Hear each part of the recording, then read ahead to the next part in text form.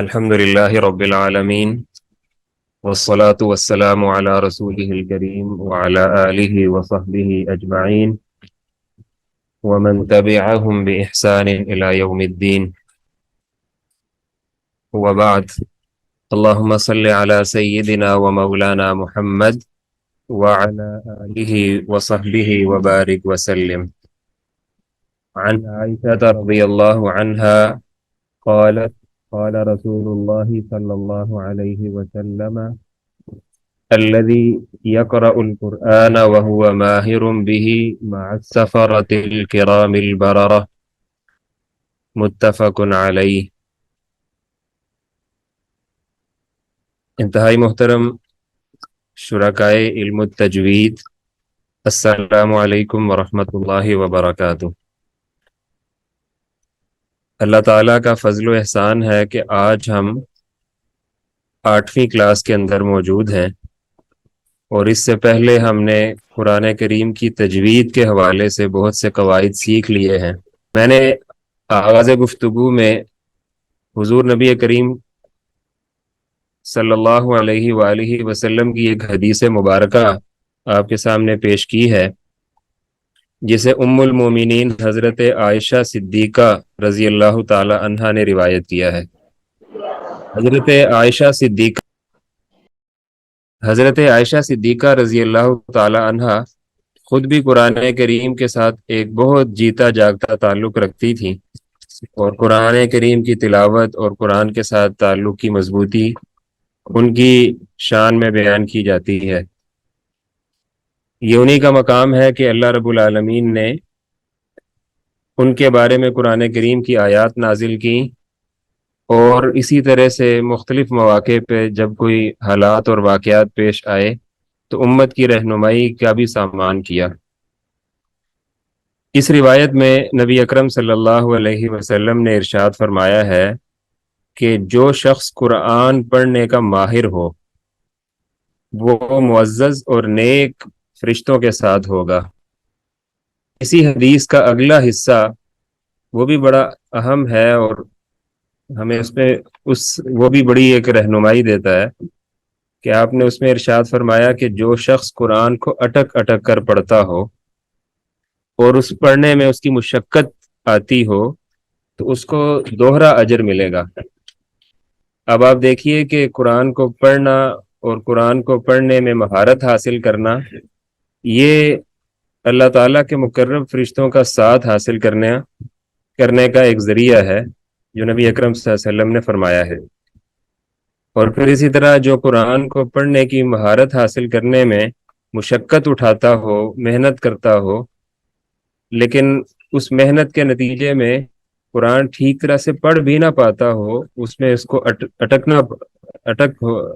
کر پڑھتا ہو، تو اس کے لیے بھی اللہ کے رسول نے فرمایا کہ اس کا دوہرا اجر ہے.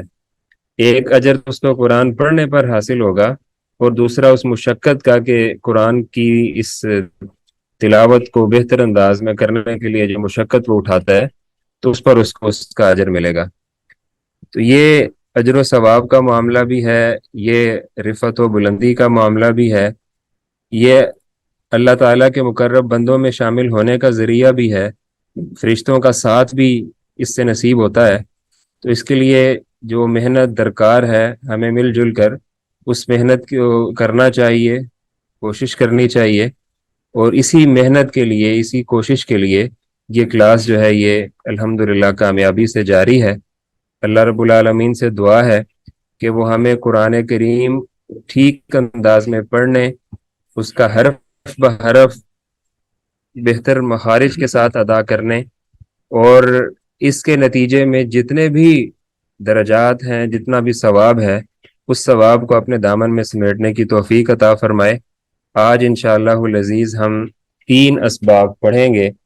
پہلا سبق جو سبق نمبر 14 ہے وہ قمری اور شمسی حروف سے متعلق ہے.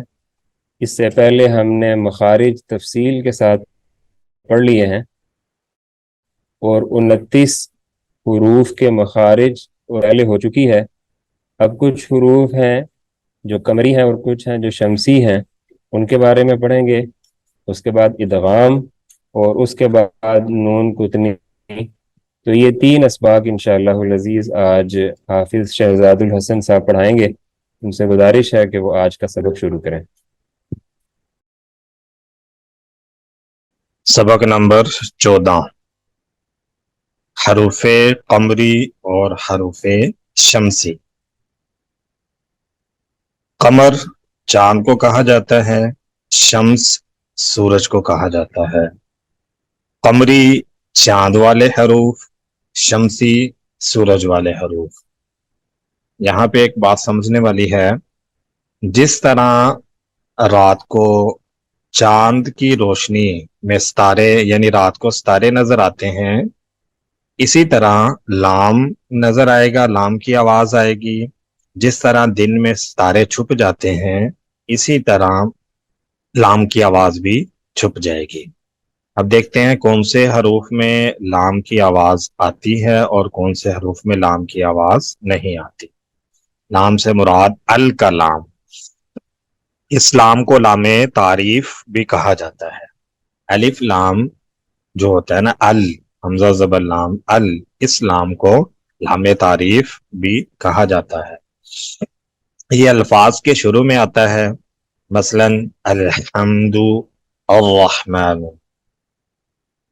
قاعدہ نمبر 1، اگر ال کے بعد حروف قمری میں سے کوئی حرف آ جائے تو لام تعریف کا ان حروف میں ادغام نہیں ہوگا، یعنی لام کو ظاہر کر کے پڑھیں گے، یہاں لام تعریف پڑھا جائے گا. مثلا الکوثر، القارعۃ. اب لام ساکن کے بعد کاف ہے تو یہ کاف حروف قمری میں سے، اور القارعہ میں ال کے بعد قاف ہے تو یہ بھی حروف قمری میں سے. جب ال کے بعد حروف قمری میں سے کوئی حرف آئے گا تو لام کو ظاہر کر کے پڑھیں گے، لام کی آواز آئے گی. دوسرا قاعدہ، ال کے بعد حروف شمسی میں سے کوئی حرف آ جائے تو لام تعریف کا ان حروف میں ادغام ہوگا، یعنی لام تعریف کو داخل کر کے پڑھیں گے. مثلا الشمس، الشمس، لام کی آواز نہیں آئے گی، لام کا ادغام ہو گیا. الشمس، الزیتون، الزیتون. حروف یعنی ال کے بعد حروف شمسی میں سے سورج والے حروف میں سے کوئی حرف آ جائے تو لام کی آواز نہیں آئے گی، یعنی لام کو تشبیہ دی گئی ہے، ال کے لام کو تشبیہ دی گئی ہے ستاروں سے. جیسے رات میں ستارے نظر آتے ہیں، اسی طرح ال کی آواز آتی ہے حروف قمری میں. جس طرح سورج کی روشنی میں ستارے نظر نہیں آتے، اسی طرح لام کی آواز بھی نہیں آتی، لام کی آواز چھپ جاتی ہے، وہ حروف شمسی میں ہوتا ہے. اب یہ زیادہ حروف ہیں، ان کی پہچان کیسے ہوگی؟ فوری طور پہ ریکال کرنا مشکل ہے کہ اتنے حروف ہیں، ان کو کیسے دیکھا جائے کہ حروف قمری میں سے ہیں یا حروف شمسی میں سے ہیں. اس کی ایک پہچان ہے بہت ہی آسان. اگر ال کے بعد اگلے حرف پر شد ہو، ال کے بعد اگلے حرف پر شد ہو تو لام تعریف نہیں پڑھا جائے گا، یعنی الف لام کے بعد شد والا حرف ہو، مشدد حرف ہو تو لام تعریف نہیں پڑھا جائے گا، اور اگر شد نہ ہو تو لام تعریف پڑھا جائے گا.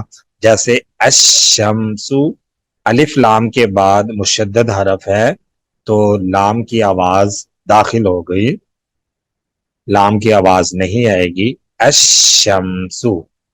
اسی طرح اوپر دیکھیں، الکوثر، الکوثر، لام ساکن ہے، لام ساکن کے بعد ال کا لام ساکن ہے، اس کے بعد والا حرف مشدد نہیں تو لام کی آواز آئے گی. الکوثر، الشمس. یہ بہت آسان اس کی پہچان ہے. ان حروف کو یاد کر لیں، ٹھیک ہے، نہ کریں تو لیکن یہ کم از کم پہچان ہو کہ ال کے بعد اگر مشدد حرف ہے تو لام کی آواز نہیں آئے گی.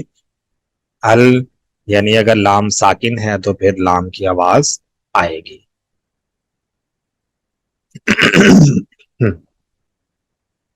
سبق نمبر 15 ادغام. ادغام ہم پیچھے بھی پڑھ چکے ہیں، وہ تھا میم ساکن میں اور نون ساکن میں. اب ہے مکمل اس کی بحث کہ ادغام اور کن حروف میں ہوتا ہے. ادغام کی اقسام. تعریف: حرف ساکن کو متحرک حرف میں اس طرح ملا کر پڑھنا کہ دونوں ایک ساتھ مشدد ادا ہو. پہلے حرف کو مدغم اور دوسرے کو مدغم فی کہتے ہیں. جس کو داخل کیا جا رہا ہے، جس کو داخل کیا جاتا ہے اس کو مدغم، اور جس میں داخل کیا جاتا ہے اس کو مدغم فی کہتے ہیں. حرف ساکن کو متحرک حرف میں اس طرح ملا کر پڑھنا کہ دونوں ایک ساتھ مشدد ادا ہو. جس کو داخل کیا جا رہا ہے اس کو مدغم، اور جس میں داخل کیا جا رہا ہے اس کو مدغم فی کہا جاتا ہے. اب ادغام کی پہلی قسم ادغام مثلین تام. 4 قسمیں ہیں اس کی.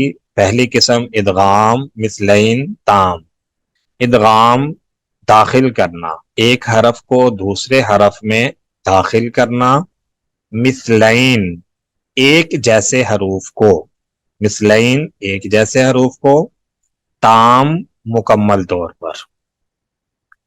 ادغام مثلین تام داخل کرنا ایک حرف کو دوسرے حرف میں، یعنی ایک جیسے حروف کو داخل کرنا مکمل طور پر.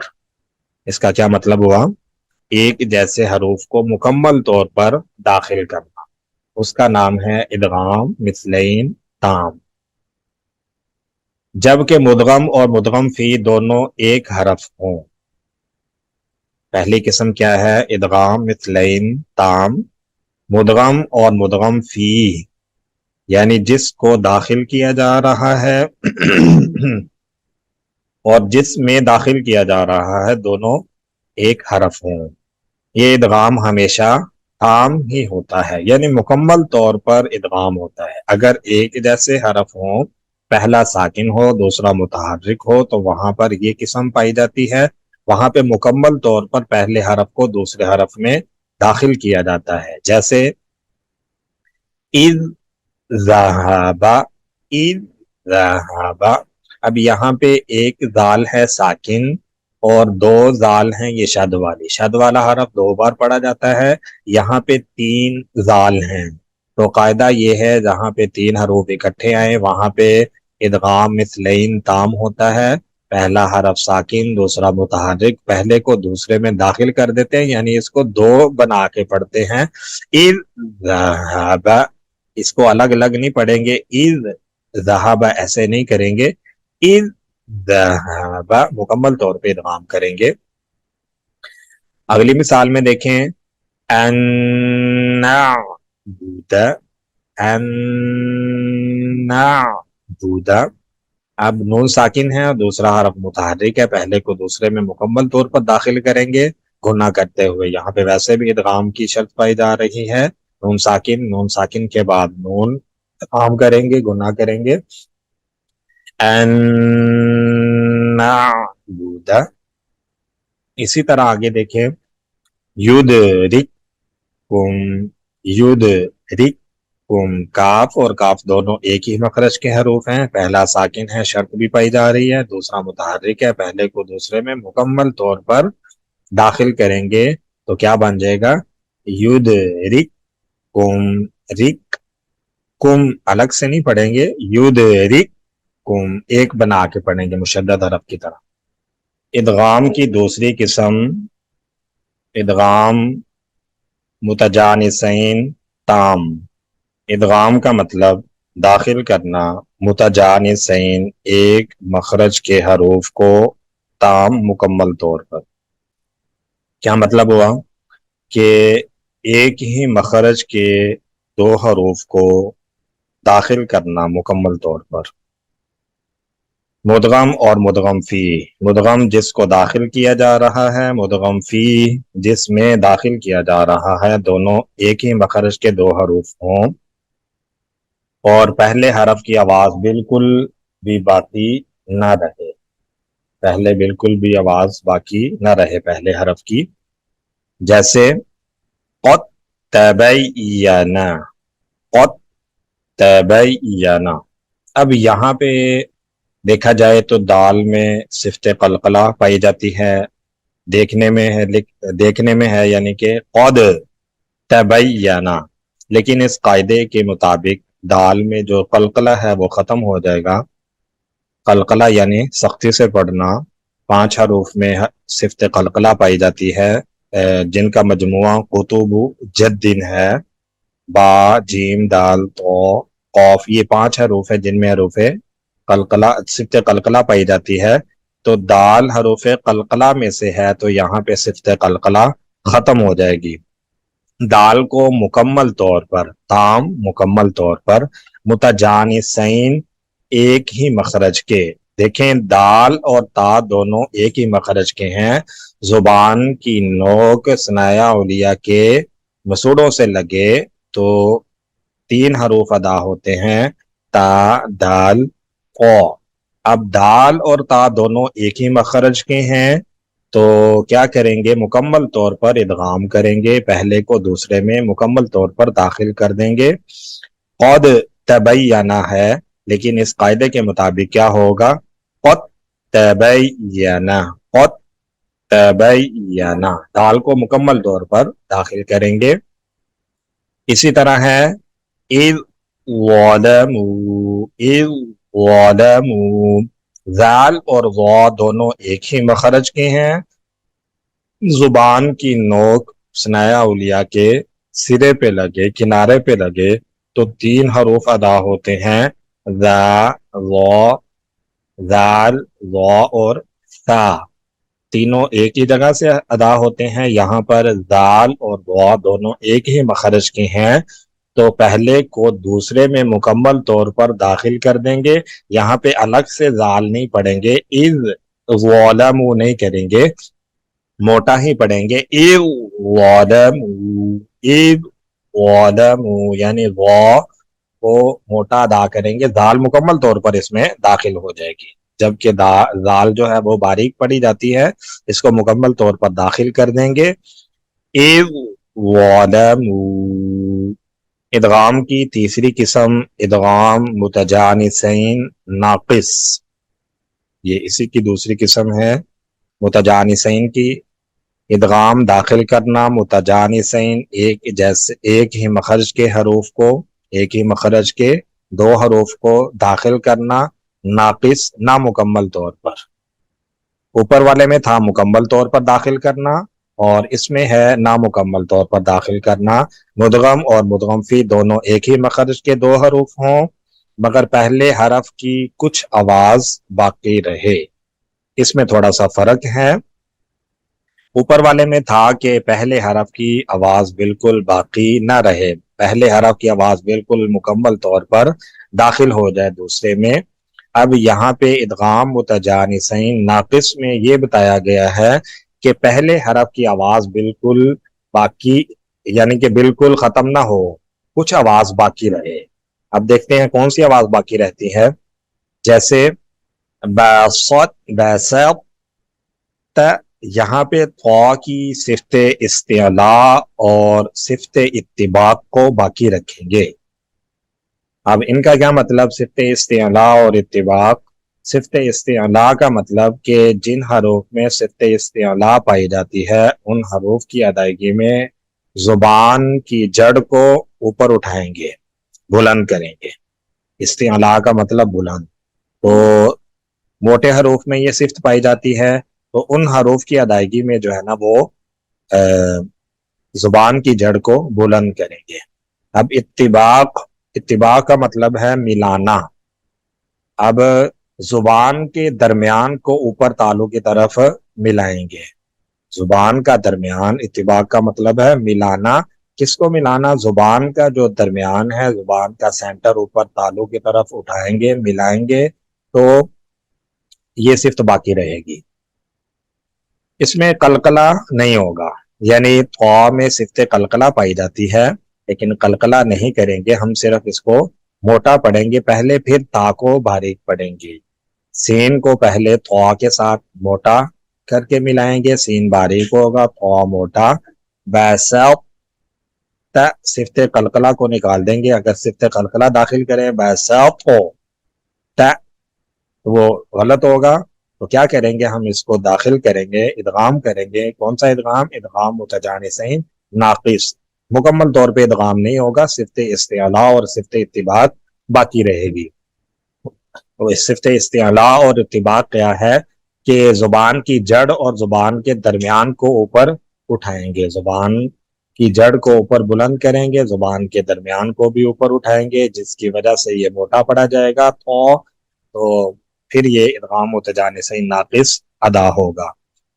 بیسط، پہلے طا کو موٹا کریں گے پھر تا ادا کریں گے۔ اسی طرح احط، احط، طا کو موٹا پڑھیں گے پہلے پھر تا ادا کریں گے۔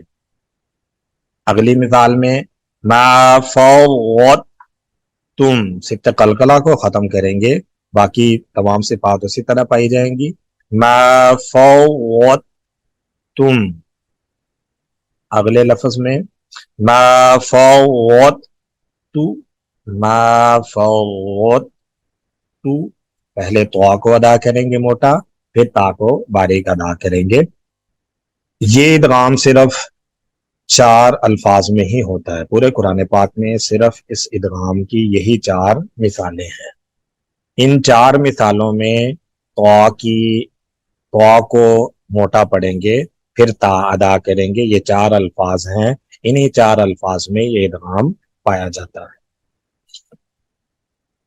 چوتھی قسم ادغام متقاربین تام، ادغام داخل کرنا متقاربین قریب المخارج حروف کو، یعنی جن کا مخرج قریب قریب ہے، ایسے حروف جن کا مخرج قریب قریب ہے ان کو مکمل طور پر داخل کر دینا۔